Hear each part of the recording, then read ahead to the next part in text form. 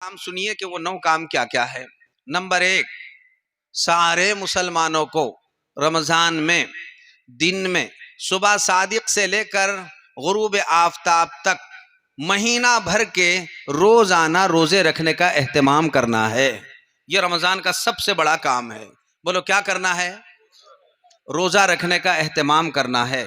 Number 2، روزانہ سارے مسلمان مرد عورت کو 20 رکعت سنت مؤکدہ تراویح پڑھنے کا اہتمام کرنا ہے۔ بولو کیا کرنا ہے؟ میں جیسا بول رہا ویسا بولیے، خالی ویسا بول بول کے اہمیت ختم کر دیا اپن نے۔ میں بول رہا ہوں روزانہ 20 رکعت سنت مؤکدہ تراویح پڑھنے کا اہتمام کرنا ہے۔ ہاں یہ ہے اصل سنت مؤکدہ، 20 رکعت تراویح۔ بولو کیا ہے؟ سنت مؤکدہ، 20 رکعت تراویح پڑھنے کا اہتمام کرنا ہے۔ نمبر 3، دن میں اور رات میں جب بھی وقت ملے کثرت سے قرآن پاک کی تلاوت کرنا ہے۔ بولو کیا کرنا ہے؟ جب بھی موقع ملے کثرت سے قرآن مجید کی تلاوت کرنی ہے۔ نمبر 4، تمام نفل نمازیں پڑھنے کا اہتمام کرنا ہے۔ بولو کیا کرنا ہے؟ نفل نمازیں پڑھنے کا اہتمام کرنا ہے، جیسے نمازوں سے پہلے اور بعد کی سنتیں، نوافل، تہجد، اشراق، اوابین، چاشت، یہ سارے کے سارے، تحیۃ الوضو، تحیۃ المسجد، یہ سارے نوافل، صلاۃ التسبیح۔ کتنے کام ہوئے؟ 4۔ 5واں کام ذکر و اذکار کا خوب اہتمام کرنا ہے۔ بولو کیا کرنا ہے؟ ذکر و اذکار کا خوب اہتمام کرنا ہے۔ 5 کام۔ 6واں کام دن میں 15 منٹ اور رات میں 15 منٹ، اس طرح 24 گھنٹوں میں آدھا گھنٹہ دعا کا اہتمام کرنا ہے۔ رمضان المبارک میں ہر دن 24 گھنٹوں میں بولو کتنا؟ آدھا گھنٹہ کیا کرنا ہے؟ دعا مانگنے کا اہتمام کرنا ہے۔ کتنے کام ہوئے؟ 6۔ یہ 6 کام ہوئے۔ 7واں کام رمضان المبارک کے اخیر عشرے میں سارے مسلمانوں کو سنت علی الکفایہ اعتکاف کرنے کا اہتمام کرنا ہے۔ بولو کیا کرنا ہے؟ اعتکاف کرنے کا اہتمام کرنا ہے۔ کتنے کام ہوئے؟ 7۔ 8واں کام اس پورے مہینے میں خصوصاً ہر کام سنت کے مطابق انجام دینا ہے۔ بولو پورے مہینے میں ہر کام سنت کے مطابق انجام دینا ہے۔ کتنے کام ہوئے؟ یہ 8 کام کرنے کے، اور ایک 9واں کام ہے جو چھوڑنے کا ہے۔ وہ چھوڑنے کا کام یہ ہے ہر چھوٹے اور بڑے، صغیرہ اور کبیرہ، ہر قسم کے تمام گناہوں سے اپنے آپ کو بچانے کا اہتمام کرنا ہے۔ تمام چھوٹے بڑے گناہوں سے اپنے آپ کو بچانے کا اہتمام کرنا ہے۔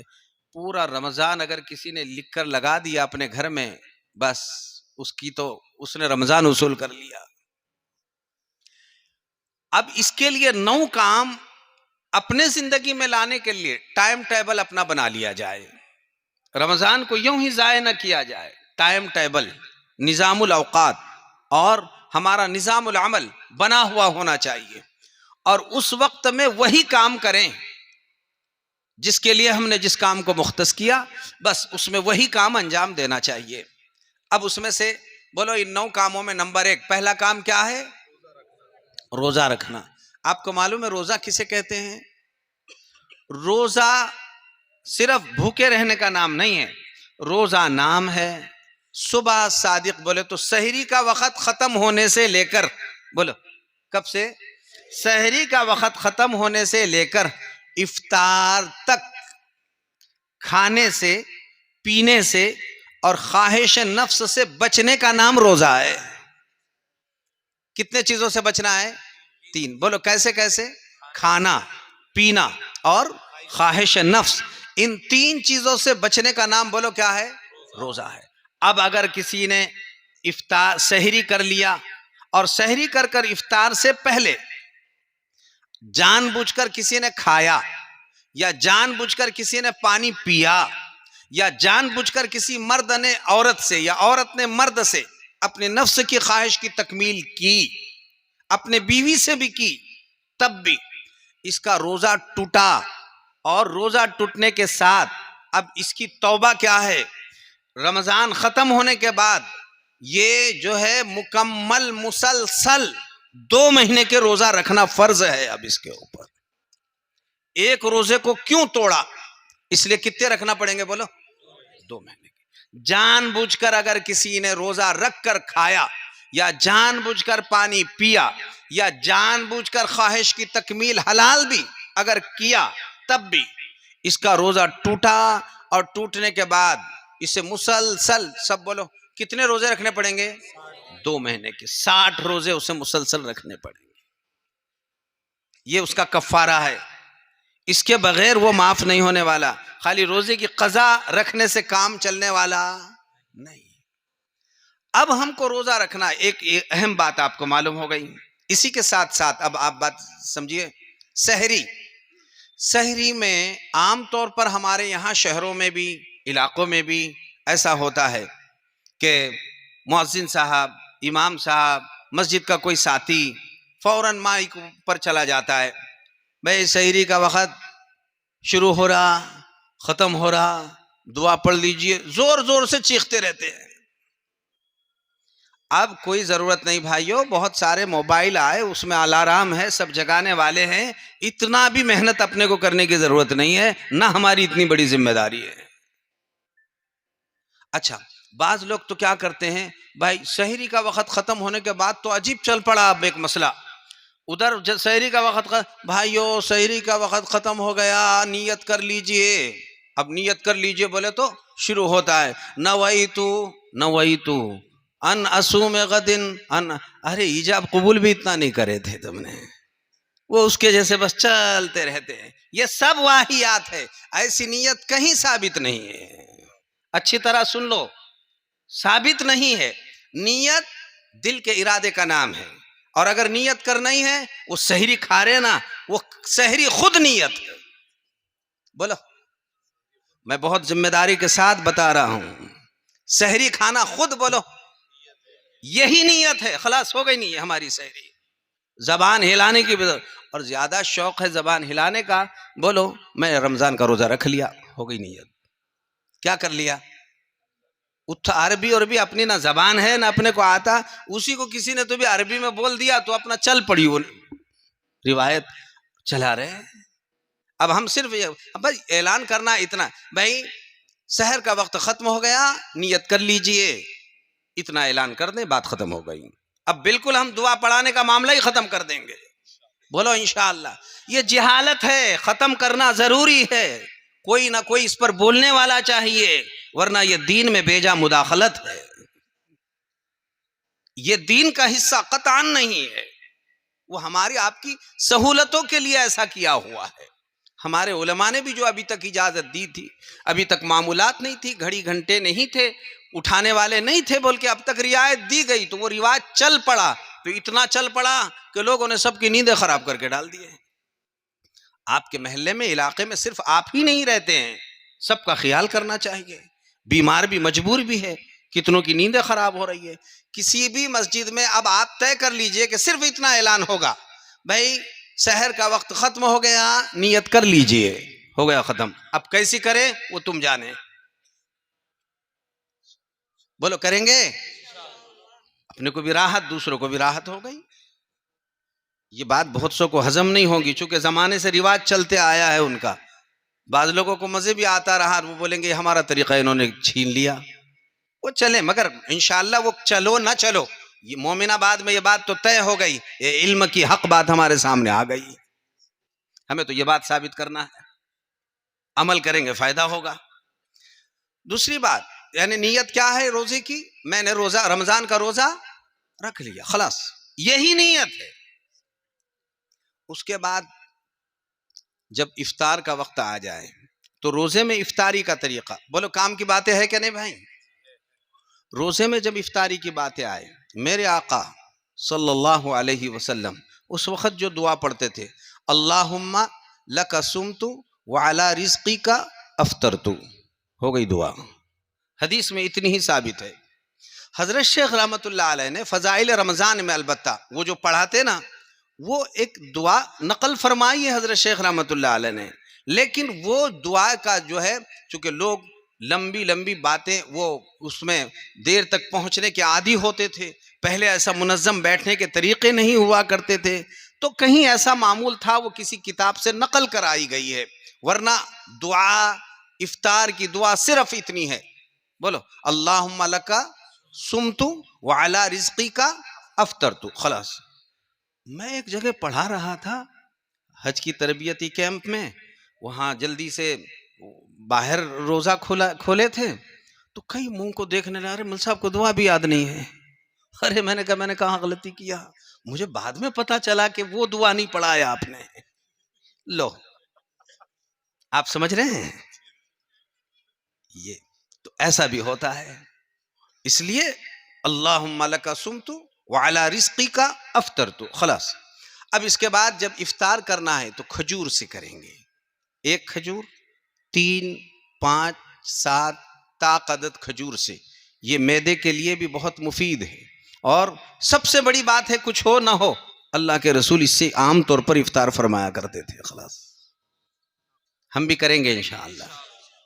جلیبی بھجے سب کچھ آپ کے دسترخوان پر ہے، وہ الگ شکل ہے.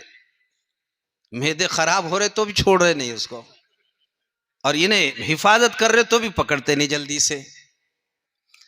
اس کے بعد پھر پانی پیئیں گے. اس کے بعد آپ کو جو کچھ کرنا ہے آپ کرتے رہیے، لیکن سنت طریقہ کھجور سے افطار کرنا ہے، اور اپنی اپنی حق حلال کھجور استعمال کریں گے انشاءاللہ. اپنا حق حلال کھائیں گے.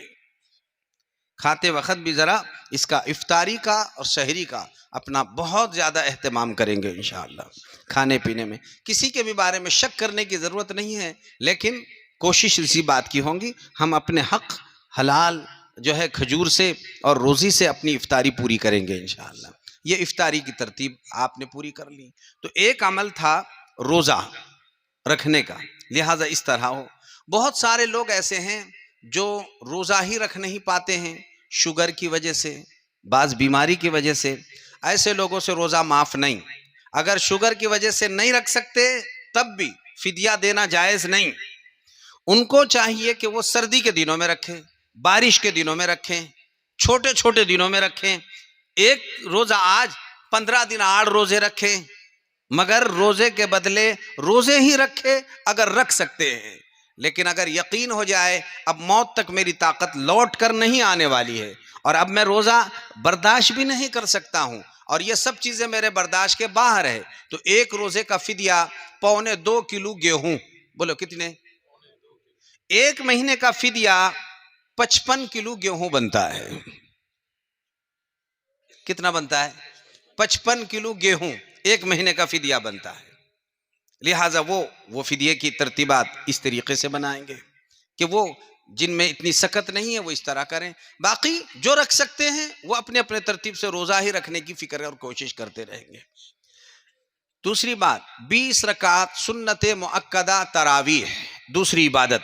ایک عبادت روزہ ہو گئی، اس کو میں نے مختصر انداز میں سمجھا دیا. بولو دوسری عبادت کیا ہے؟ 20 رکعت سنت مؤکدہ تراویح. آپ کو معلوم ہونا چاہیے آقا و مولا حضور اکرم صلی اللہ تعالی علیہ وسلم نے 3 دن کئی دن کے ناغوں کے ساتھ 3 دن تک آپ نے باجماعت تراویح پڑھائی ہے. کتنے دن؟ کبھی 2 دن ناغہ، کبھی 1 دن کا، کہیں ایسے ناغے کے ساتھ آپ نے پڑھائی ہے. باضابطہ یہ باب بخاری شریف میں ہے، اور بخاری شریف میں آپ جب پڑھیں گے تو وہاں پر باضابطہ یہ باب آپ کو ملے گا کہ تراویح کے بیان میں، اور اس میں یہ روایت نقل کی گئی ہے. 3 روایتیں ہیں. من قام فی رمضان ایمانا و احتسابا غفر له ما تقدم من ذنبہ. جو شخص رمضان میں قیام کرے ایمان کے ساتھ اور ثواب کی امید کے ساتھ، اللہ اس کے پچھلے سارے گناہوں کو معاف فرما دے گا. اور وہاں پر قیام سے مراد صحابہ، بہت سارے لوگ کہتے ہیں حضور نے جو پڑھی وہ 3 دن بھی وہ تہجد کی نماز تھی. ذرا یہ مسئلہ سمجھو بھائیو، آپ کو بھی معلوم ہونا چاہیے کیا چکر ہے یہ. اصل میں صحابہ کبھی بھی تہجد کی نماز بولو شروع رات میں نہیں پڑھا کرتے تھے. بولو نا، شروع رات میں نہیں پڑھا کرتے تھے. صحابہ تہجد بولو کب پڑھتے تھے؟ اخیر رات میں پڑھا کرتے تھے. کب پڑھتے تھے؟ معلوم ہوا رمضان میں یہ جو نئی نماز پڑھی گئی وہ شروع رات میں وہ تہجد نہیں تھی. بولو کیا تھی؟ تراویح تھی. آپ نے تراویح ہی پڑھی. اب رہا مسئلہ یہ کہ آپ نے پھر اس کو روزانہ کیوں نہیں پڑھا؟ چوتھے دن بھی صحابہ آئے اور مسجد کھچا کھچ مسجد نبوی بھر گئی، لیکن آقا اپنے حجرے انور سے باہر ہی نہیں آئے. آپ نے اندر ہی پڑھی. صحابہ منتظر رہے. منتظر رہنے کے بعد دوسرے دن اشکال کیا، کیا بات ہے آقا آپ نے کیوں نہیں تراویح پڑھائی یا نماز پڑھائی؟ ہم لوگ منتظر تھے، پہلے تو پڑھائی آپ نے 3 دن. پیارے رسول بولو صلی اللہ علیہ وسلم نے فرمایا اگر میں پابندی کے ساتھ تمہیں پڑھاتا رہتا تو مجھے اس بات کا ڈر ہوا کہ کہیں اللہ اس نماز کو بھی تم پر فرض نہ فرما دے. تو فرض ہونے کا خدشہ تھا، اس لیے اللہ کے رسول صلی اللہ علیہ وسلم نے چوتھے دن سے تراویح پڑھنا بند کرا، یعنی باجماعت پڑھانا بند کرا دیا. سارے صحابہ انفرادی طور پر پڑھتے تھے. میرے آقا کے بعد یہ خدشہ ختم ہو گیا. بولو ختم ہوا کہ نہیں ہوا؟ اب فرض کرنے والی ذات اللہ کی ہے اور نافذ کرنے والی ذات رسول اللہ صلی اللہ علیہ وسلم کی ہے. اب آقا جب دنیا سے پردہ فرما گئے، حضرت ابوبکر صدیق کے دور میں بھی باجماعت تراویح پڑھی نہیں گئی، سب انفرادی طور پر پڑھتے تھے. وجہ کیا تھی؟ حضرت ابوبکر صدیق کو اتنا موقع ہی نہیں ملا، چونکہ ان کو بہت کام تھے سنبھالنے کے، بڑے بڑے فتنوں کا تعاقب کرنا تھا اور دین کا بہت سارے انتظامات ان کے ذمہ میں تھے. اس وجہ سے 20 انہوں نے ایک امام پر تراویح کو متعین نہیں کیا. ان کے بعد حضرت عمر فاروق کا دور آیا تو ابتدائی دور میں نہیں، ان کے بھی کچھ بعد کے دور میں حضرت عمر فاروق نے حضرت بہترین قاری قرآن حضرت ابی ابن کعب رضی اللہ تعالی عنہ کو آگے بڑھایا اور ان پر پورے صحابہ نے اتفاق فرمایا. اور اللہ کے رسول نے فرمایا میری اتباع کرو اور میرے خلفائے بولو سب راشدین کی اتباع کرو. اور عمر فاروق کن میں ہیں؟ خلفائے راشدین میں ہیں. ان پر سارے صحابہ نے اتفاق کیا. وہ دن تھا اور آج کا دن ہے الحمدللہ پورے تواتر کے ساتھ 20 رکعت سنت مؤکدہ تراویح پڑھی اور پڑھائی جا رہی ہے. ہمارے لیے بس یہی بات کافی ہے. صحابہ خلفائے راشدین کا عمل بھی سنت ہے. بولو اس میں شک کرنے والا گناہگار ہے. لہذا ہم سب 20 رکعت سنت مؤکدہ تراویح پڑھنے کا اہتمام کریں گے انشاءاللہ. اور تراویح جہاں پڑھیں اطمینان کی جگہوں پر پڑھو. جلدی جلدی تراویح نہ پڑھنا چاہیے، نہ ایسے لوگوں نے اس کا معاملہ تراویح ہے. اور یہ بات بھی سنو بھائیو، پورا قرآن پڑھنا فرض نہیں، لیکن تراویح سے قرآن صحیح پڑھنا فرض ہے. قرآن کو بولو صحیح پڑھنا فرض ہے. لہذا قرآن سب کے سمجھ میں آنا چاہیے. اگر آپ کو لگے یا آپ کے امام صاحب جو پڑھ رہے ہیں بالکل سمجھ میں نہیں آ رہا ہے تو آپ ڈائریکٹ مت بولیے.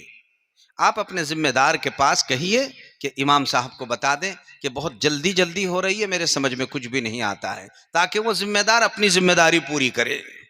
ورنہ کبھی کبھار مسئلہ سن لیے پورا گاؤں امام کے تو پہلے ہی پیچھے پڑا ہوا رہتا ہے، حالانکہ پیچھے جو رہتے مگر آگے جانے کی پھر بھی کوشش کرتے ہیں اس میں، اور پھر یہ بولتے کہ یہ تو بہت اچھا موقع چانس مل گیا، اور پھر مل صاحب نے تو اور 4 چاند لگا کے چلے گئے. ایسا نہیں ہے، مگر غلط کو غلط کہنا ضروری ہے. کوئی کرے کہیں کرے، تراویح اطمینان سے ہونا چاہیے. اور 20 رکعت سنت مؤکدہ تراویح بڑے مشکل سے بھائیوں 5 سے 10 منٹ کا فرق آتا ہے. آپ چاہے کتنی اسپیڈ پکڑو اور اطمینان سے پڑھو، 10-1 منٹ کا فرق آئے گا اور اس سے زیادہ کچھ بھی نہیں ہوگا. اس لیے سب مقتدی اپنے اپنے امام کو، تراویح پڑھانے والوں کو کہے بھائی دیکھو تراویح اطمینان سے پڑھی جائیں گی، کریں گے. لیکن آپ کو معلوم ہے آپ نے بول دیا انشاءاللہ، مگر آپ اپنے میں سے 2-4 اتنے ایسے رہتے وہ نہیں آئے تو اچھا رہتا ہے. وہ امام کا جنازہ نکال ڈالتے، اس کا کیا سن رہا تو میں نے کیا بول رہا تیرے کو، گیا انہیں پیچھے جاتا بیچارہ دوسروں کے بیچ. تو بھائی اپنا کندھا اتنا مضبوط نہیں ہے، پیش مت کرو، وبال اپنے کندھوں پہ مت لو. اللہ کے واسطے سنت کے مطابق ہم نماز پڑھنے کی فکر کریں گے انشاءاللہ. پورے ایک نہج پر تراویح ہونی چاہیے. تو اس طرح نیت اس طرح کرتے ہیں، میں 2 رکعت سے 20 رکعت سنت مؤکدہ تراویح پڑھتا ہوں. ہو گئی نیت. اب 20 رکعت تک کچھ مت بولو، امام صاحب کے ساتھ پڑھتے رہو جیسے پڑھ رہے ہیں اللہ اکبر، کچھ مت بولو. بولے تو بعض لوگ بہت مسائل ہے. میں نے حج کے موقع پر کہا کہ میاں بیوی والے بات بھی نہیں کرنا حج میں. ان کو بات بتا دی گئی. ادھر سے فون آیا، مل صاحب ایسا بہکا کے بھیجے کہ تم نے حج کو یہاں پر بول کے. میں بولا کیا ہوا بھائی، میں نے تو کچھ بہکایا نہیں، یہ بات ہی نہیں کر رہی بولے یہاں پہ. اور میں پریشان ہو گیا کہ میں نے کہا میں نے تو بہکایا نہیں کسی کو، میں تو بہت سدھارنے کی بات کرتا رہا، انہیں بات ہی نہیں کر رہی. پھر میں نے کہا بھائی ان کے پاس دو، میں نے کیا کہا تھا ان کو بولو. تو ان کو یہ بتایا تھا کہ بھائی میاں بیوی والی بات نہیں کرنا، خواہشات والی. ان کو سمجھایا شادی ہوئے بعد جو تم جیسے رہتے تھے تو ویسا یہاں کچھ بھی نہیں کرنا. احرام کی حال ایسا کھلا بولنا پڑا. انہوں بولے اچھا اب ہمارے سمجھ میں آ گیا کہ آپ نے ایسا بولے تھے، تو میرا مسئلہ حل ہو گیا. اب میں نے کہا نا کہ آپ کچھ بھی نہیں بولنا. بولے تو بعض لوگ بولتے کچھ نہیں. ایک صاحب کا مجھے فون نہیں آ کر مسئلہ پوچھے، مل صاحب میری تراویح ہوئی کیا نہیں. میں نے کہا کیوں؟ بولے امام صاحب خالی اللہ، وہ امام ہی بول رہا تھا. بولے کیا بولنے کا؟ تو میں خالی اٹھ رہا تھا بیٹھ رہا تھا جا رہا تھا اٹھ رہا تھا بیٹھ رہا تھا، ہوئی کیا نہیں میری تراویح. میں نے کہا ایسا کیوں کہے؟ بولے میں نے سنت تو ہے. لو دلیل کیا؟ سنت تو ہے بول کے میں نے ایسا کیا. انا للہ و انا الیہ. یہ جہالت ہے. جو ہے وہ کہنا ضروری ہے. نماز جنازہ میں بہت سارے لوگ تکبیر ہی نہیں کہتے ہیں، جبکہ 4 مرتبہ جنازے میں تکبیر کہنا فرض ہے. بولو نماز جنازہ میں 2 ہی فرض ہے. کتنے ہیں بولو نا؟ نماز جنازہ میں کتنے فرض ہے؟ ایک تو کھڑے ہونا اور دوسرا 4 مرتبہ اللہ اکبر بولنا. یہ فرض ہے، یہ فرض ہے. جب سے یہ بات بولی جا رہی کتنے لوگوں نے بولے مول صاحب ہم پہلی تکبیر کے بعد تو بولتے تھے، بعد میں بولتے تھے امام صاحب ہی چل رہا اپنا، ان کے پیچھے چلنے دیے ہم نے. ارے وہ ہر تکبیر 1 رکعت کے قائم مقام ہے. کھڑے ہونا اور 4 مرتبہ اللہ اکبر بولنا، بولو کیا ہے؟ اس لیے اسی طرح تراویح میں بھی جیسے اپن فرض نماز پڑھتے ہیں، جہاں جو بولنا ہے جو پڑھنا ہے جو کہنا ہے وہ تو کرنا ہی ہے، اس کے بغیر کیسے ہوگی؟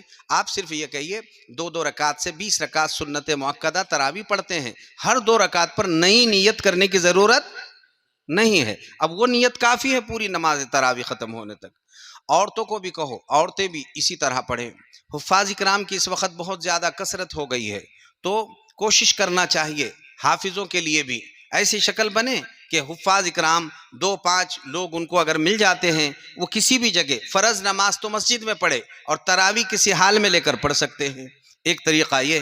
دوسرا اگر ایسا بھی نہیں ملا ان کو کوئی، تو گھر میں اپنی ماں، اپنی بہن، اپنی بیوی، ان کو اپنے ساتھ میں لے کر بھی تراویح پڑھی جا سکتی ہے. محلے کے عورتوں کو جمع نہیں کرنا ہے، لیکن گھروں میں اب اس کا رواج ڈالیے اور ہر حافظ کو کہو تمہاری اماں، تمہاری بہن اور جو ہے تمہارے جو محرم ہے ان کو ساتھ میں لے کر تم تراویح بالکل پڑھ سکتے ہیں. پڑھیے، اس کا رواج ڈالیے.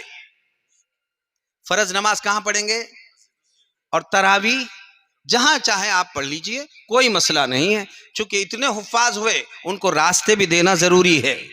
اگر اپن یہ تنگیاں پیدا کریں گے تو مسئلے نقصان میں آ جائیں گے.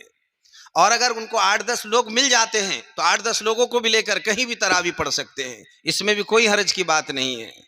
اور اگر یہ بھی شکل نہیں بنے تو 2-2 3-3 حافظوں کو کہو تم تینوں مل کر تراویح پڑھاؤ، اور تم جو ہے 8-8 4-4 10-10 رکعت دونوں تینوں مل کر اپنی تقسیم کر کے لے لو اور تراویح پڑھا لو، مگر تراویح سے مسجد نہیں ملی بول کر تراویح نہیں چھوڑنا چاہیے. یہ راستے ہیں، اس کے راستے بتائیں گے نا بھائی. اور بعض لوگ پیچھے پڑے ہوئے، یہ انہوں نے اتصال سے قبضہ کر کے رکھے مسجد میں، چھوڑ رہے نہیں. اب میرا بچہ کہاں جائے گا، حافظ بن کے آیا. ارے بھائی راستہ بتائے نا، اس کے مطابق عمل کرائے. مسجد میں ہی کیوں؟ انہوں نے، آپ کو معلوم ہے کتنی قربانیوں کے بعد وہ یہاں تک پہنچے.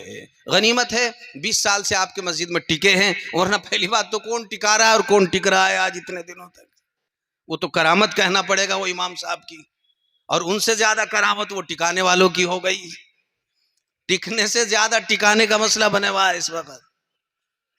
ورنہ جلدی مدرسے سے بھی اتنے جلدی فارغ نہیں ہو رہے جتنا مسجدوں سے فارغ ہو رہے ہیں لوگ امام صاحب. تو مسجدوں میں اہتمام ہونا چاہیے اور سب نے ڈرنا چاہیے، کسی پر زیادتی نہیں ہونا چاہیے. ورنہ بھائیوں اپنی تو دنیا میں چل جائے گی، مگر رب العالمین کے دربار میں جواب دینا بہت مہنگا پڑنے والا ہے. اس بات کا ہر جگہ خیال کرنا چاہیے. تو تراویح سب سنت کے مطابق پڑھیں گے بھائی. تیسری عبادت قرآن مجید، دن میں اور رات میں جب بھی جہاں بھی موقع ملے ہم انشاءاللہ کثرت سے قرآن مجید پڑھیں گے. صحابہ کا مزاج تھا، ہر جمعہ کو تلاوت شروع کرتے تھے اور جمعرات کو ختم کرتے تھے. جمعہ کو شروع کرتے تھے، جمعرات کو ختم کرتے تھے. عام طور پر پورے صحابہ میں ایک تہلکہ مچ جاتا تھا. جمعرات کو ان کے یہاں دعا ہوتی تھی ختم قرآن کی، ہر ہفتے میں. تو آپ چاہیں ہفتے میں کیجئے، 3 دن میں کیجئے، روزانہ پڑھ سکتے تو بالکل پڑھیے، 10 دن میں پڑھیے، جیسے آپ. لیکن قرآن مجید کثرت سے رمضان میں سب قرآن مجید پڑھیں گے انشاءاللہ. جیسے احرام کی کیا دعا ہے؟ تلبیہ. طواف کی کیا دعا ہے؟ تیسرا کلمہ. سعی کی کیا دعا ہے؟ چوتھا کلمہ. ایسے ہی رمضان کی کیا دعا ہے؟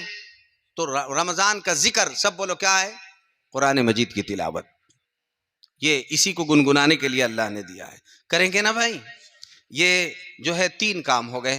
چوتھا کام، قرآن مجید کی تلاوت کے بعد نوافل کا سب اہتمام کریں گے انشاءاللہ. نوافل سے مراد نمازوں سے پہلے کی اور نمازوں سے بعد کی پوری سنتیں اور نفل بھی پڑھیں گے. اسی کے ساتھ ساتھ تہجد 2 رکعت سے 4 رکعت 8 رکعت. اوابین یہ 2 رکعت سے 6 رکعت مغرب کے نماز کے بعد. اور اسی طرح سے آپ جو ہے اشراق، جیسے ہی سورج نکلتا ہے، اگر اپن فجر کے بعد سو گئے تو سونے کے بعد 9 بجے مثلاً اٹھ گئے تو پھر چاشت اور اشراق دونوں کی نیت ایک ساتھ کر کے 6 رکعت پڑھ لیجئے.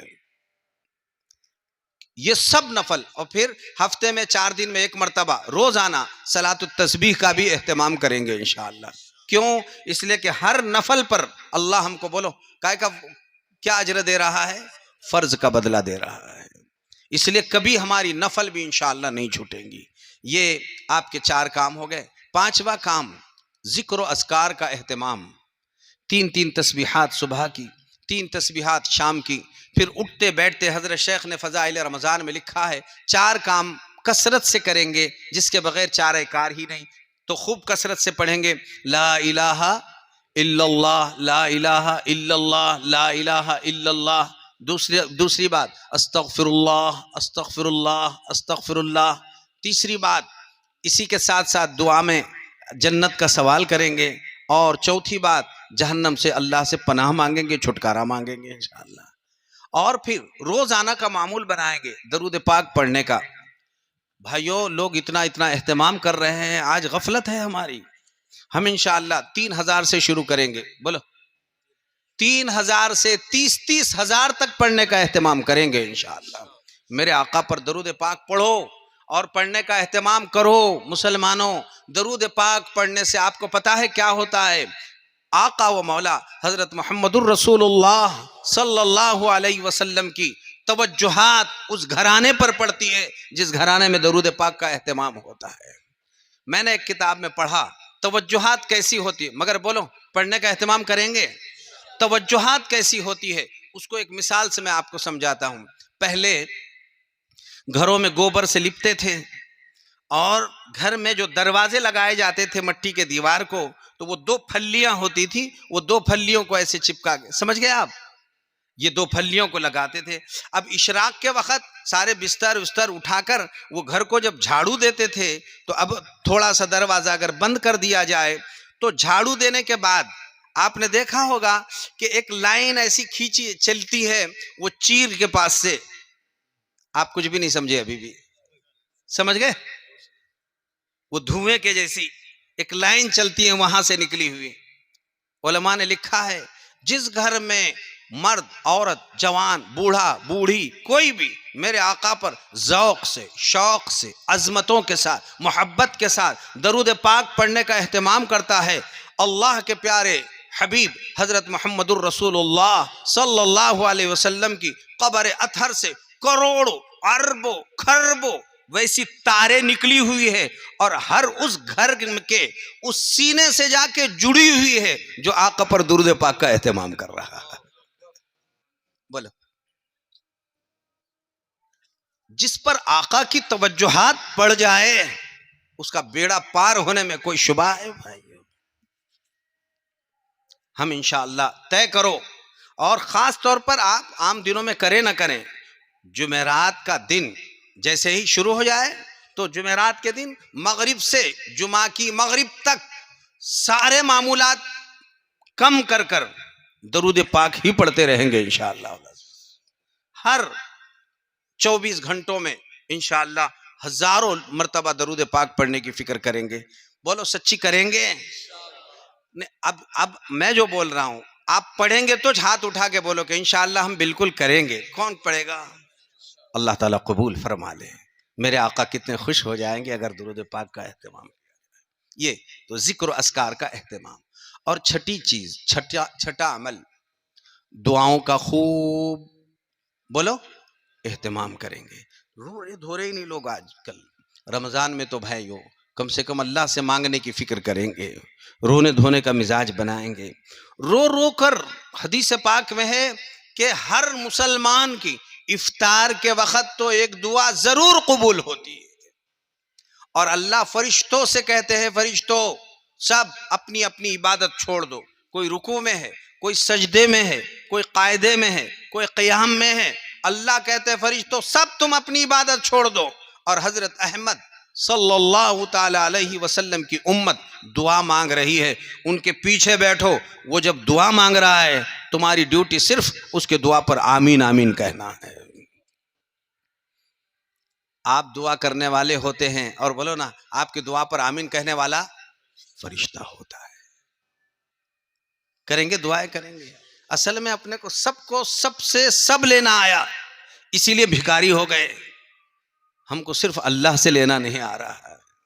اللہ سے لینے والے بنو، اللہ کے دربار میں مانگنے والے بنو، اور دعاؤں کا خاص طور پر اہتمام کریں گے انشاءاللہ.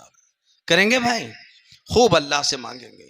دن میں 15 منٹ، رات میں 15 منٹ، ایک ایک مسئلے کو اللہ تعالیٰ سے مانگو. اللہ کی ذات بہت بڑی ہے، اپنے لیے بھی مانگو، پوری امت مسلمہ کے لیے مانگو. اور اسی میں اللہ رب العالمین نے ساری خیر اور برکتیں اور رحمتیں آپ کے ہمارے سب کے لیے رکھی ہوئی ہے. ہم کثرت سے انشاءاللہ مانگنے کا اہتمام کریں گے بھائیو. کریں گے نا؟ دعاؤں کا خوب اہتمام کریں گے. کتنے کام ہوئے؟ 6. اور 7واں کام بولو کیا تھا؟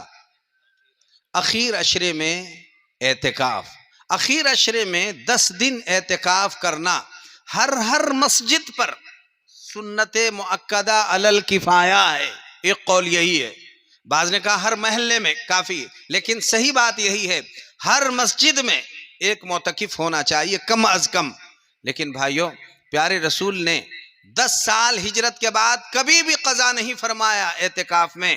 ہم نے غلطی سے 1 سال بھی اعتکاف نہیں کیا ہے. اس سال اپن سب اور کر آتے بھی ہے، کوئی بوڑھا مجبور معذور اسے بٹھانے کی فکر کرتے ہیں. یہ سب ایسی باتیں ہیں بھائیو. یہ تو سیزن ہے ہمارا.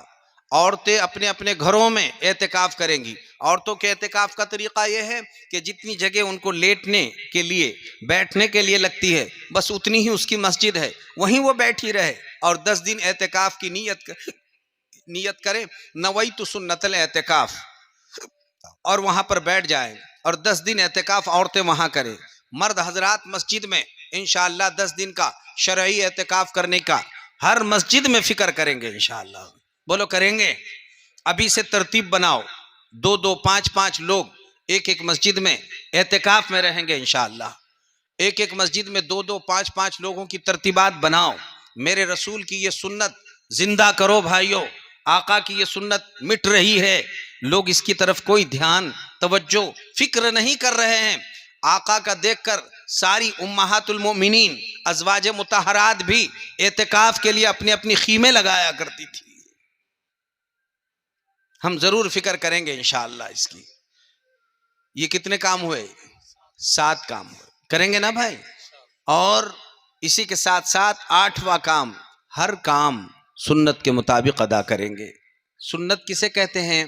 آقا حضور اکرم صلی اللہ علیہ وسلم جیسا کھاتے تھے ویسا کھانا, جیسا پہنتے تھے ویسا پہننا, جیسا آپ علیہ السلام پیتے تھے ویسا پینا, جیسا لیٹتے تھے ویسا لیٹنا, جیسے جوتا چپل پہنتے تھے ویسے جوتا چپل پہننا, جیسا اتارتے تھے ویسا اتارنا, جیسے کپڑے پہنتے تھے ویسے کپڑے پہننا, جیسا وضو کرتے تھے جیسا غسل فرماتے تھے.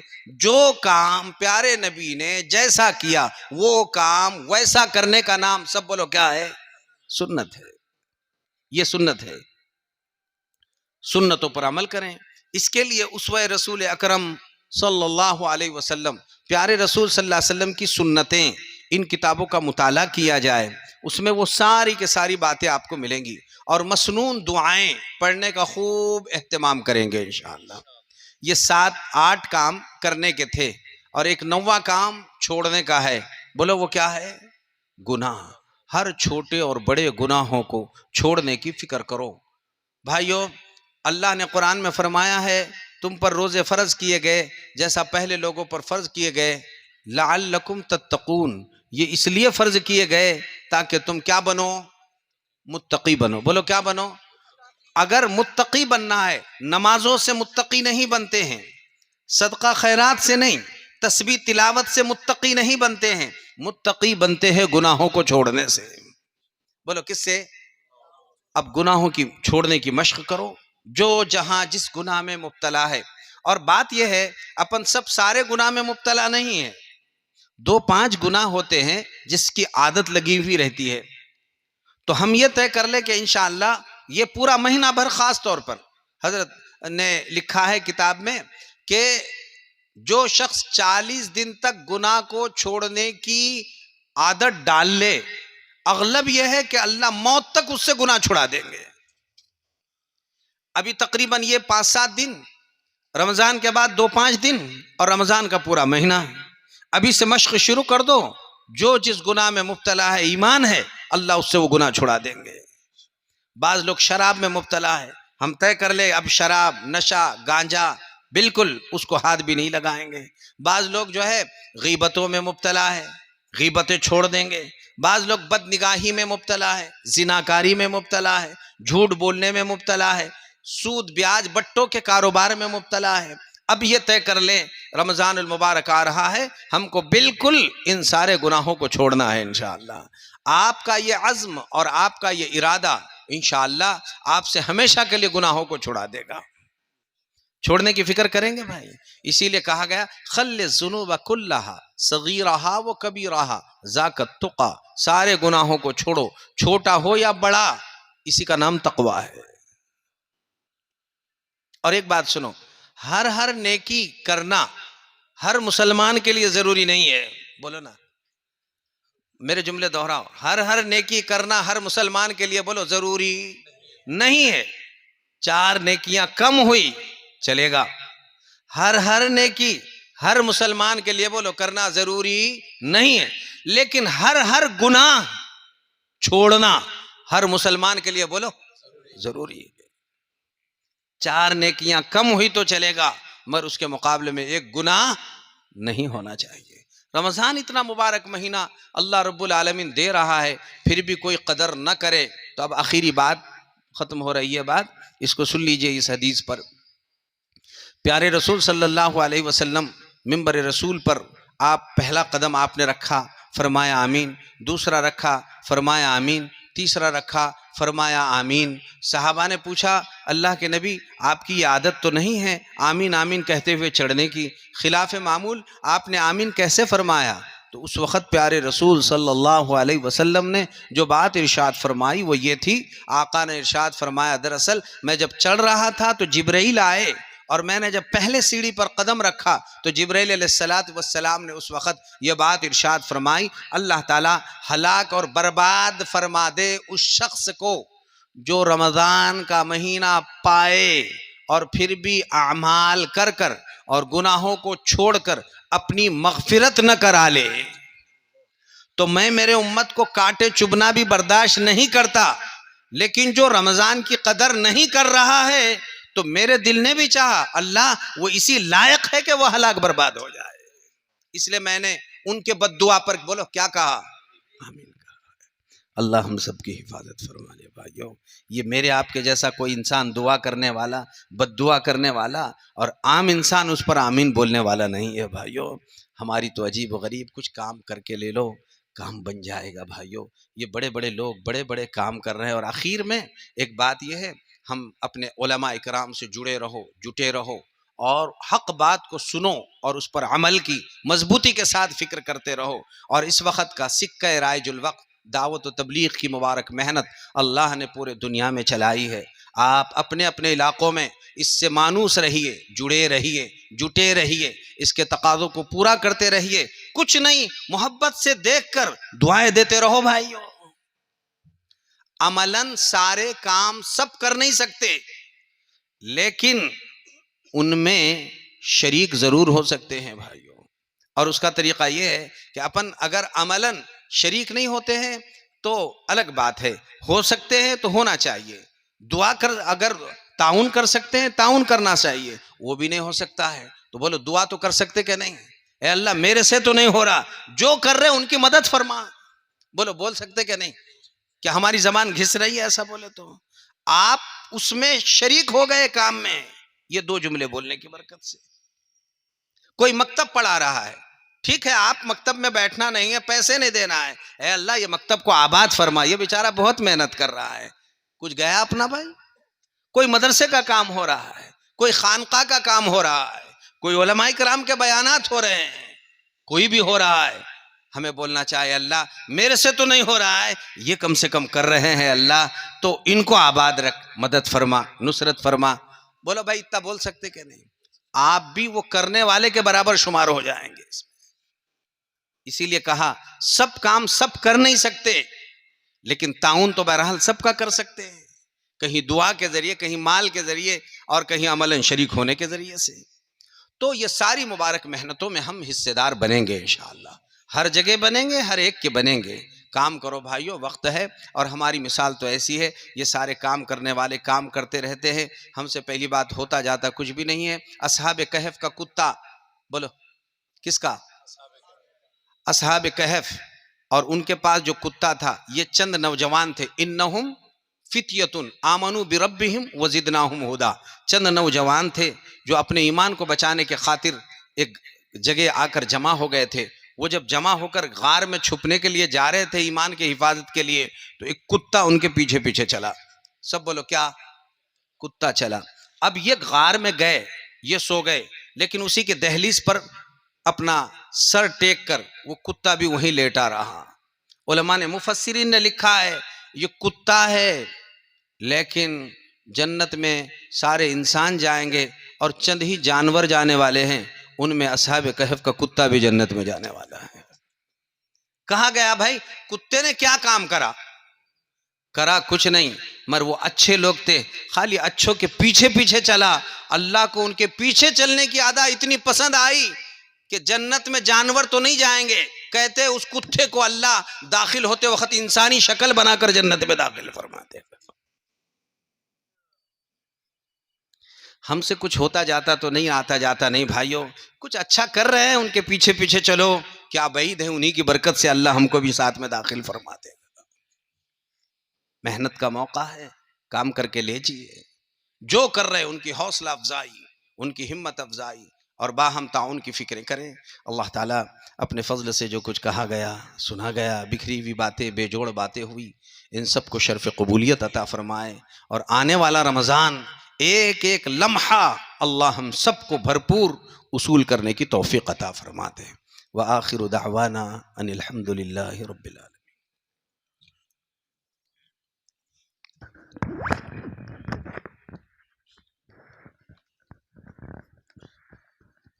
ماشاء اللہ، حضرت نے مختصر وقت میں ہم تمام کو پر اثر نصیحتیں فرمائی ہیں. اللہ تعالیٰ دعا کرتے ہیں کہ اللہ تبارک و تعالیٰ حضرت کی عمر میں برکت عطا فرمائے، علم میں برکت عطا فرمائے، اور حضرت کا سایہ ہم پر تادیر قائم و دائم فرمائے.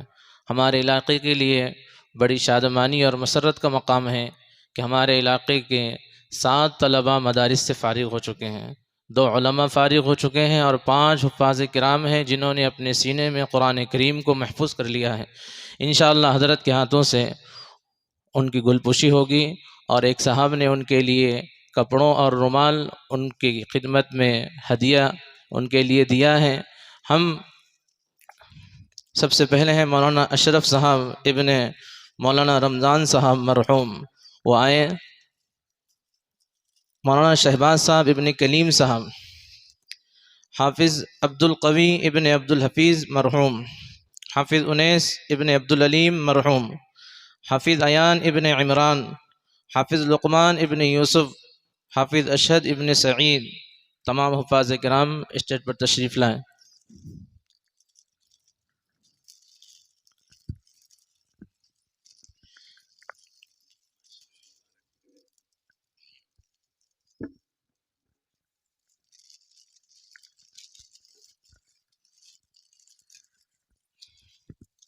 جن لوگوں نے تعاون کیا، اللہ تبارک و تعالیٰ ان کے جان میں، مال میں برکت عطا فرمائے، اور ان کو دارین میں بہترین بدلہ عطا فرمائے، اجر عظیم عطا فرمائے، اجر جزیل عطا فرمائے. اس کے بعد میں قاری اسرار صاحب سے درخواست کرتا ہوں کہ چند اشعار پڑھیں.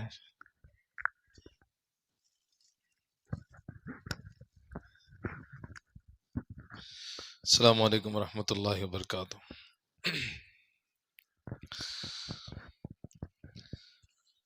جو ہے آمنہ بی، جو ہے آمنہ بی کی آنکھوں کا تارا،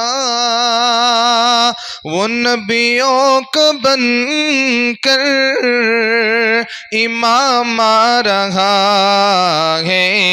جو ہے آمنہ بی، جو ہے آمنہ بی کی آنکھوں کا تارا، وہ نبیوں کا بن کر امام آ رہا ہے، امام آ رہا ہے. زمین چومتی ہے قدم ان کے دیکھو، زمین چومتی ہے قدم ان کے دیکھو، فلک سے درود و سلام آ رہا ہے. جو ہے آمنہ بی. اور یہ شعر خصوصی طور پہ آپ تمام احباب سماعت فرمائیں. جہالت کے ہر سو اندھیرے مٹانے، چراغ ہدایت جہاں میں جلانے،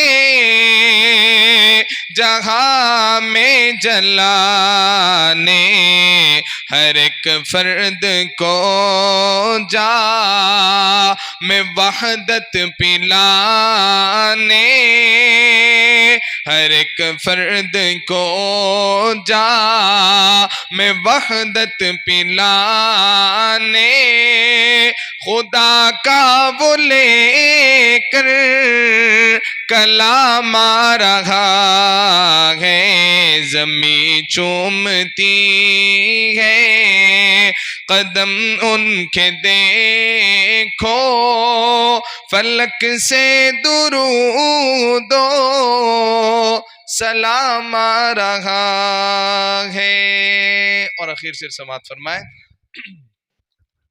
میری آپ کی ہم تمام کی خواہش، حضرت فرما رہے تھے درود شریف کی کثرت، اس حوالے سے شعر پڑھتا ہوں، سماعت فرمائے۔ میری کاش مٹ جائے ساری خطائیں،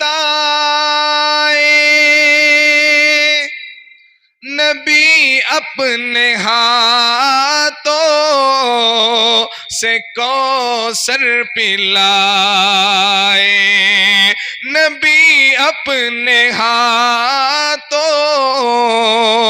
سے کوثر پلائے، میرے مصطفیٰ کا محشر میں کہہ دے، میرے مصطفیٰ کا محشر میں کہہ دے، وہ دیکھو ہمارا غلام آ رہا ہے، میرے مصطفیٰ کا محشر میں کہہ دے، وہ دیکھو ہمارا غلام سلام آ رہا ہے، صلی اللہ علیہ وسلم۔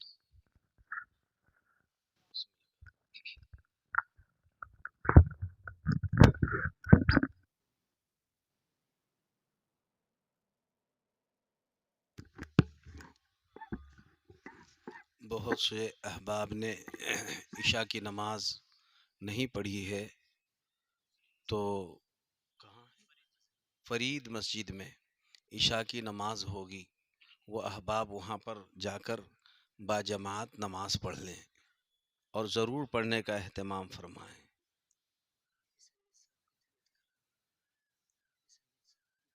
حافظ حمید صاحب کی طبیعت خراب ہے اور بھی کئی احباب بیمار ہیں، ان کے حق میں دعا فرمائیں، اللہ ان کو صحت کاملہ عاجلہ مستمرہ دائمہ نصیب فرما دے۔ ہر مجلس میں 5 کام دیے جاتے ہیں، آپ کو یاد رکھنے کے لیے میں جاتے جاتے 5 ہدایات اور کام دے رہا ہوں، عمل کی فکر کریں گے۔ نمبر 1، سب 5 وقت کی نماز پہلے اور بعد کی سنت مؤکدہ کے ساتھ پڑھنے کی فکر کریں گے انشاءاللہ۔ نمازیں تو پڑھتے ہیں لیکن بولو سنت مؤکدہ کے ساتھ پڑھیں گے، 1۔ نمبر 2، روزانہ 1 پارہ قرآن مجید کی تلاوت کا اہتمام کریں گے انشاءاللہ۔ جن کو آتا ہے 1 پارہ، آدھا پارہ، 3 پارے، 3 رکوع پڑھیں، حتیٰ کہ جن کو نہیں آتا تب بھی قرآن پاک ہاتھ میں لو اور ہاتھ میں لے کر سورہ فاتحہ ہی صحیح 10 منٹ دیکھ کر پڑھتے رہیں گے انشاءاللہ۔ میرا ایمان ہے قیامت کے دن اللہ اس ان پڑھ کو، جسے الف با بھی نہیں آتا ہے لیکن قرآن میں دیکھ کر الحمدللہ کا سورہ پڑھ رہا ہے، میدان محشر میں اللہ قرآن پڑھنے والے کے صف میں سے کھڑا فرمائے گا۔ کریں گے آپ اہتمام؟ اسی ضمن میں ایک سوال آیا کہ موبائل میں بھی قرآن مجید پڑھا جا سکتا کہ نہیں پڑھا جا سکتا؟ قرآن مجید تو بھائیو ایسی چیز ہے جتنا ممکن ہے قرآن مجید ہی سے پڑھا جائے۔ آپ سفر میں ہیں، کہیں ایسی جگہ ہے جہاں قرآن پاک نہیں ہے، تو ایسے موقع پر آپ بالکل موبائل میں بھی قرآن مجید پڑھ سکتے ہیں، پڑھنا چاہیے، اہتمام کرنا چاہیے، ورنہ عام طور پر ایسا سمجھا جاتا ہے کہ اس میں بہت ساری گندگیاں ہیں اور اسی میں قرآن مجید رکھے تو کیسا۔ اصل بات یہ ہے کہ دیکھیے ہمارا دل بھی ایک موبائل کے جیسی ڈبی ہے، اس میں غیبت ہے، چغلیاں ہے، جھوٹ ہے، بہتان ہے. اب اسی میں قرآن مجید بھی ہے. اب اگر یہ کہا جائے کہ بھائی قرآن یہ منہ سے اور دل سے مت پڑھو، ظاہر ہے کہ یہ بات تو صحیح نہیں ہوگی. تو پڑھنا چاہیے، لیکن جہاں قرآن میں پڑھ سکتے ہیں وہاں پر قرآن ہی میں پڑھا جائے. اور جہاں ایسی مجبوری ہے، بلکہ اگر کہیں یہ لگے کہ نہیں ہمارا معمول ہی قرآن مجید میں پڑھنے کا ہے، موبائل میں پڑھنے کا ہے، تو وہ بھی پڑھ سکتے ہیں. قرآن مجید پڑھنے میں حرج نہیں ہے، لیکن کوشش اسی بات کی ہونی چاہیے کہ کلام اللہ پر ہم نگاہ رکھ کر قرآن پڑھیں گے انشاءاللہ. آپ اس کا خصوصی اہتمام اور التزام فرمائیے. تو دو باتیں: ایک، 5 وقت کی نماز باجماعت سنت مؤکدہ کے ساتھ پڑھیں گے، روزانہ قرآن مجید کی تلاوت کریں گے. نمبر 3، صبح اور شام 3 تسبیحات کا اہتمام کریں گے انشاءاللہ. بولو کریں گے. نمبر 4، ہم 24 گھنٹوں میں عام دنوں میں 10 منٹ کم از کم اللہ کے دربار میں رو رو کر دعائیں مانگتے رہیں گے انشاءاللہ. یہ آپ معمولات حرز جان بنائیے، بہت فائدہ ہوگا. اور نمبر 5، اپنے آپ کو ہر چھوٹے اور بڑے گناہوں سے بچانے کی فکر کریں گے انشاءاللہ. اور بات یہ ہے کہ گناہ ہو جاتا ہے، ہو گیا تو جیسے آپ باہر نکلے، گوبر میں پیر بھر گیا تو اپنے تو بھینس کا ہے بول کے گھر پہ لے کے جاتے گوبر، چپل کو بھرا ہوا، کیا کریں گے؟ وہیں صاف کر دیتے ہیں. دھوئیں گے گھر پہ گئے بعد، لیکن صاف کریں گے کسی نہ کسی چیز سے. ایسا ہی اپن نے جب بھی گناہ ہوا، غیبت ہوئی، بد نگاہی ہوئی، جھوٹ بول دیے، تو آگے نہیں چلنا، وہیں کھڑے کھڑے 3 مرتبہ استغفر اللہ استغفر اللہ استغفر اللہ پڑھ کے اسے جھٹک دینا. اپنے گھر پہ نہیں لے جانا، گوبر کو تو نہیں لے کر جا رہے، اور گناہ گو سے بدتر ہے پھر بھی لے کر جا رہے ہیں، بری بات ہے. ہم جہاں کے وہیں توبہ کا اہتمام کریں گے انشاءاللہ. کریں گے بھائی. یہ فکروں کو اوڑھیے، عملی زندگی بنائیے، اچھوں کی صحبتوں میں رہیے، کچھ نہ کچھ وقت اللہ کے راستے میں ضرور لگائیے، کچھ نہ کچھ وقت لگائیے. کوئی صحبتیں نہیں مل رہی، آئے بھی اپنی مسجد وار جماعت میں بیٹھیے، کتابی تعلیم میں کچھ وقت دیجیے. 2 بھائیوں تیرا میری میں خالی وقت کو ادھر ادھر ضائع برباد کرنے سے یہ بھی جا رہا وہ بھی جا رہا، ہمارا کچھ نہیں بچا ہوا ہے. جو کچھ ہے فائدہ اٹھائیے، اچھوں کی صحبتوں میں رہیے، اچھی جگہ بیٹھیے، اچھوں کا ساتھ دیجیے. یہی چیز آپ کا ہمارا ساتھ دینے والی، کام آنے والی ہے. اللہ تعالیٰ سب کو عمل کی توفیق عطا فرمائے. دعا فرما لیجیے. کیا ہے مراٹھی میں؟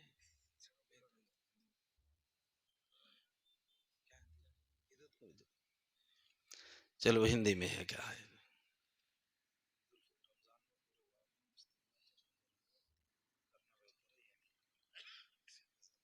عید الفطر کی نماز پورے گاؤں میں اجتماعی طور پر، اصل تو یہ ہے کہ عید کی نماز جو ہے عیدگاہ میں ادا کرنی چاہیے اور اجتماعیت کے ساتھ ادا کرنی چاہیے.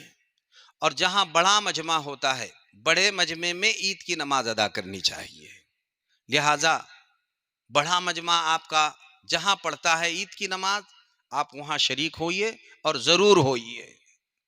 اور چھوٹی چھوٹی مسجدوں میں اگر ادھر ادھر کہیں عید کی نمازیں ہو رہی ہے، وہاں پڑھنا بند کر دیجئے، چھوڑ دیجئے. آپ بڑے بڑے مجمع میں شریک ہو کر عید کی نماز پڑھیے، انشاءاللہ یہ مفید ثابت ہوگا. دعا فرمائیے. الحمدللہ رب العالمین والعاقبۃ للمتقین والصلاة والسلام علی سیدنا وحبیبنا وشفیعنا ونبینا محمد المصطفیٰ صلوات اللہ وسلامہ علیہ. اللہم ربنا آتینا فی الدنیا حسنہ وفی الآخرۃ حسنۃ وقنا عذاب النار. یا اللہ اپنا فضل ہم سب کے ساتھ شامل حال فرمائیے، عافیت بھری زندگی نصیب فرمائیے. اللہ آفتوں سے حفاظت فرمائیے، ہر موڑ پر مدد فرمائیے، ہر لمحے مدد فرمائیے، ہر وقت مدد فرمائیے، ہر ایک کی مدد فرمائیے. اللہ آڑے وقت میں ہمارا ساتھ دیجیے، اللہ ہر آڑے وقت میں ہمارا ساتھ دیجیے، اللہ ہر مصیبت سے ہم کو نکال دیجیے، اللہ ہر مشکل سے ہمیں نکال دیجیے، اللہ ہر پریشانی سے ہمیں نکال دیجیے، اللہ اپنی خصوصی عنایتیں، شفقتیں، محبتیں ہم سب کے ساتھ شامل حال فرما دیجیے۔ اللہ ہم آج تک اور اب تک جب بھی جو بھی جہاں بھی چھوٹے بڑے گناہ ہوئے سب پر سچی پکی توبہ کرتے ہیں اللہ، آئندہ نہ کرنے کا پختہ عزم کرتے ہیں اللہ، جو کچھ ہوا شرمندہ ہو کر ندامت کے آنسو بہاتے ہیں، اپنے فضل سے معاف فرمائیے اللہ، معاف فرمائیے اللہ، معاف فرمائیے اللہ، معاف فرمائیے اللہ۔ ہم اپنا ہی بوجھ نہیں اٹھا پا رہے، گناہوں کا بوجھ کب اٹھائیں گے اللہ؟ اور پھر ہمارا بھی بوجھ اور ہمارے گناہوں کا بوجھ اللہ چار یار کیسے اٹھا سکیں گے مالک؟ ابھی معاف فرما دیجئے، بوجھ ہلکا فرما دیجئے اللہ۔ ہم قرض کے بوجھ سے تو ڈرتے رہے اللہ، مصیبتوں کے بوجھ سے ڈرتے رہے اللہ، کورٹ کچہری کے بوجھ سے ڈرتے رہے اللہ، لیکن گناہوں کے بوجھ سے ہم ڈرنے کو تیار نہیں، جبکہ اللہ یہ تو ہلاک و برباد کرنے والا بوجھ ہے۔ اللہ ہمیں معاف فرما دیجئے، نام اعمال سے مٹائیے پیارے اللہ، اور جن جن جگہوں میں ہم نے گناہ کیے اللہ ہمارے خلاف ان کو گواہ مت بنائیے، ان جگہوں کو بھلا دیجئے اللہ، بھلا دیجئے اللہ، بھلا دیجئے۔ ہم سچی پکی توبہ کرتے ہیں اللہ، معاف فرمائیے، اب نہیں کریں گے، معاف فرمائیے پیارے اللہ۔ اے اللہ گناہ کو چھوڑنے کی صلاحیت عطا فرمائیے اللہ، جیسا گناہ کرنے کی ہمت ملی اللہ گناہ کو چھوڑنے کی بھی ہمت دیجیے اللہ، جس طرح گناہ کرنے کی طاقت ملی گناہ کو چھوڑنے کی طاقت عطا فرمائیے اللہ، جس طرح گناہ کرنے کی صلاحیت ملی گناہوں کو چھوڑنے کی صلاحیت پیدا فرمائیے اللہ، جس طرح بڑی بڑی مصیبتوں سے بیچ بچاؤ کر کے ہم نکلیں اللہ، اسی طرح گناہوں سے بھی جب کہیں اگر موقع مل بھی جائے بیچ بچاؤ کر کر نکلنے کا موقع دیجیے اللہ، نکلنے کے راستے پیدا فرمائیے اللہ۔ حضرت یوسف علیہ السلام کے لیے 7 کوٹڑیوں کے دروازے آپ نے کھول دیے تھے اللہ، اور ان کو بچا لیا اللہ۔ ہم کو تو ہر طرف گناہ ہی گناہ ہے اللہ، آنکھیں کھولے بس گناہ ہے، حرام کاریاں، بدکاریاں، بے حیائیاں، بد زبانیاں، اللہ کیا نہیں ہے، بس آپ ہی کے رحم و کرم کے بھکاری ہیں مالک۔ اگر آپ نے معاف فرمایا تو بہت کچھ ہے، ورنہ اللہ ہمارے تباہی کے لیے کیا بچا ہوا ہے، بس رحم فرما دیجئے، کرم فرمائیے اللہ۔ یہ اندھیری رات میں رمضان کے قریب قریب آنے والے یہ دن مبارک ایام چل رہے ہیں، یہاں بیٹھنے والوں میں بڑے بڑے علماء، اہل اللہ، دین کے دائی، سفید ریش والے بزرگ، کسی کو ذریعہ بنا کر اللہ ہماری مغفرت فرما دیجئے۔ ایک بار بول دیجئے اللہ معاف کر دیا، آپ کو کون پوچھنے والا ہے، مگر لیکن ہم گناہگار تو گناہگار ہے، ہمارے جیسے تو اللہ آپ کو کروڑوں بندے ہیں، لیکن ہم کروڑوں کے لیے تو آپ اکیلے اللہ ہے۔ اے اکیلے اللہ ہماری مدد فرمائیے، ہماری مدد فرمائیے، نصرت فرما دیجئے اللہ، ہماری اعانت فرمائیے، آج تک کا سب کچھ کیا کرایا چھوٹے بڑے گناہوں کو معاف فرمائیے۔ گھر میں معصوم معصوم بچے، بیویاں، بیٹیاں، اللہ وہ پوچھیں گی ابا جی آپ گئے تھے وہاں سے کیا لائے، بازار میں سے تو بہت کچھ ملتا ہے لے کر جاتے ہیں، یہ رحمت کا بازار تھا اللہ، ان کا مبارک حصہ ہمارے جھولیوں میں ڈال دیجئے اللہ، ان کو نوازنے کے فیصلے فرما دیجئے اللہ، ہم میں سے ہر ایک کو خوش و خرم زندگی نصیب فرمائیے، آل اولاد کی بہترین تربیت فرمائیے، آنکھوں کی ٹھنڈک بنا دیجئے، گھروں میں نورانیتیں پیدا فرمائیے، انوار و برکات سے مالا مال فرمائیے، آپ کی خصوصی عنایتیں، شفقتیں، محبتیں اللہ ہمارے ساتھ شامل حال فرمائیے اللہ۔ اگر آپ نے معاف نہیں فرما دیا اللہ ہم دنیا میں بھی دھتکارے گئے، آخرت میں بھی دھتکارے جائیں گے، مالک ہمیں معاف فرمائیے، میرے آقا کے ایک ایک امتی کو معاف فرمائیے، ایمان والا جو بھائی جہاں بھی زندگی بسر کر رہا ہو رب العالمین وہ ہمارا بھائی ہے، اگر آپ کا بندہ ہے تو وہ ہمارا بھائی ہے اللہ،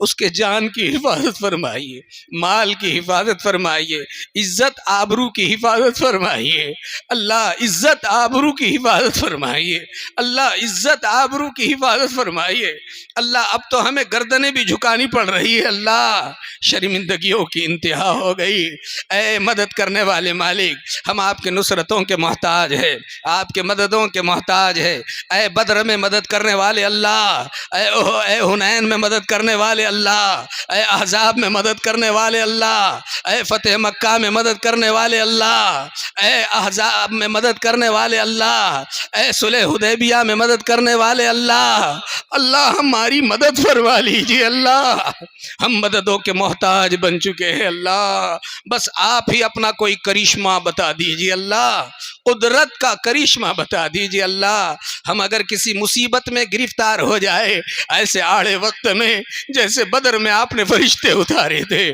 میرے ایک ایک بھائی کے لیے فرشتوں کے جتھے اتار دیجیے اللہ، اور ایک ایک بھائی بہن کی مدد فرمائیے، نصرت فرمائیے، اعانت فرمائیے، میرے نبی کی امت کو سہارا دیجیے اللہ، سنبھالا دیجیے اللہ، اس کی ڈوبتی نیا کو بچا لیجیے اللہ، یہ میرے آقا کی بڑی لاڈلی امت ہے اللہ، اسی کے خاطر پیارے آقا نے اپنے پیٹ پر دو دو پتھر باندھے ہیں اللہ، خود بھوکے رہے، امت کو کھلاتے رہے، خود کے گھر کے چولہے بجھاتے رہے، امت کے گھر کے چولہے جلاتے رہے، اللہ خود ترس تڑپ تڑپ کر روتے رہے اور امت کو ہنساتے رہے، آج وہ امت کو ساری دنیا رلا رہی ہے اللہ، اس کا کوئی پرسان حال نہیں ہے اللہ، اللہ سب ٹھکرا رہے ہیں، اللہ ہمیں اطمینان صرف آپ کی ذات پر ہے، اے پیار سے زندگی دینے والے اللہ، اے محبتوں سے پیدا کرنے والے اللہ، اے ایمان کی دولت عطا کرنے والے اللہ، اب تو ہمارے ایمان کے بھی لالے پڑ رہے ہیں بالغ، مدد فرمائیے، حفاظت فرمائیے اللہ، ہمارے مدارس کی حفاظت فرمائیے، مکاتب قرآنیہ کی حفاظت فرمائیے، مقابر کی حفاظت فرمائیے، دعوت و تبلیغ کے مراکز کی حفاظت فرمائیے، ہمارے خانقاہوں کی حفاظت فرمائیے، اوقاف کی حفاظت فرمائیے، اوقاف کی زمینوں کی حفاظت فرمائیے، اللہ منصف مزاج اقتدار عطا فرمائیے، اچھوں کے ہاتھوں میں اقتدار عطا فرمائیے، صحیح سمت ملک کو لے کر چلنے والے نصیب فرمائیے، اللہ جن کا انہی کو ہدایتوں کا ذریعہ بنا دیجئے، اور اللہ امت کی مدد اور نصرت فرمائیے، میرے آقا نے اللہ ہم فقیروں کے حق میں آپ عالی دربار میں جب بھی جو بھی جہاں بھی مانگا ہے اللہ یہ جھولیاں پھیلائے ہوئے ہیں، ہمارا حصہ ڈال دیجئے اللہ جھولیوں میں، اور جن جن سے پناہ مانگی اپنے دست شفقت سے حفاظت فرمائے، اللہ جس طرح جانے والا مڑ مڑ کے دیکھتا ہے ہم پھر مڑ کے دیکھ رہے ہیں، اللہ ایک بار ہم کو دیکھ لیجئے